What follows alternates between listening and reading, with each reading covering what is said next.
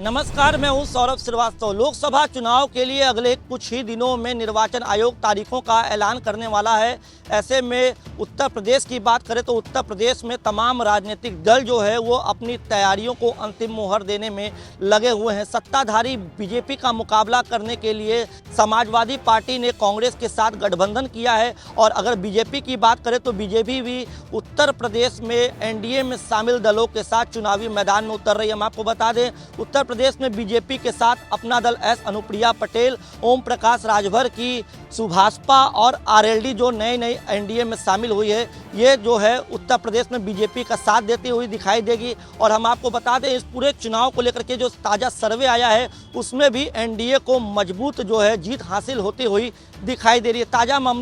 जो सर्वे है वो टाइम्स नाउ नव भारत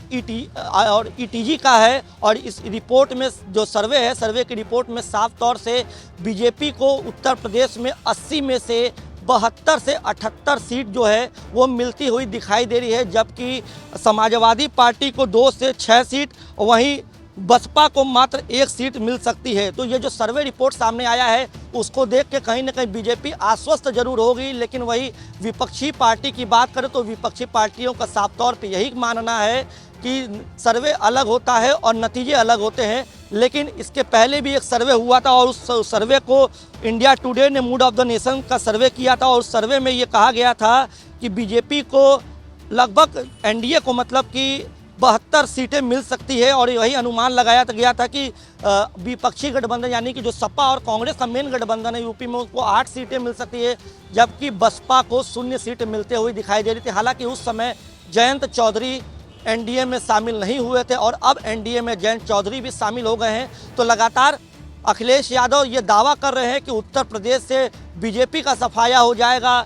कोई भी जो रणनीति है बीजेपी की वो काम नहीं आएगी। यानी कि जो लोग बीजेपी के साथ जा रहे हैं, जो दल बीजेपी के साथ जा रहे हैं, उससे समाजवादी पार्टी को कोई फर्क नहीं पड़ता। लेकिन जो सर्वे रिपोर्ट लगातार निकल के सामने आ रहे हैं वो यही बता रहे हैं कि उत्तर प्रदेश में एनडीए की प्रचंड जीत लोकसभा के चुनाव में होने वाली है। हम आपको बता दें, अगर 2019 के लोकसभा चुनाव के आंकड़ों पर नज़र डालें तो जो पिछला लोकसभा का चुनाव हुआ था उसमें सपा और बसपा साथ मिलकर चुनाव लड़े थे, जिसके बावजूद बीजेपी ने उत्तर प्रदेश में प्रचंड 64 सीटों पर जीत हासिल की थी। वहीं सपा के खाते में 5 और बसपा के खाते में 10 सीटें गई थी, जबकि कांग्रेस 1 सीट जीतने में कामयाब हुई थी। तो लगातार अखिलेश यादव जो है बीजेपी को मात देने के लिए पिछले लोकसभा के चुनाव में मायावती की पार्टी के साथ गए और एक बार फिर 24 में राहुल गांधी से उन्होंने हाथ तो मिलाया है। लेकिन जो सर्वे निकल के सामने आ रहे हैं वो यही है कि कोई भी विपक्षी गठबंधन जो है वो प्रधानमंत्री नरेंद्र मोदी की लहर को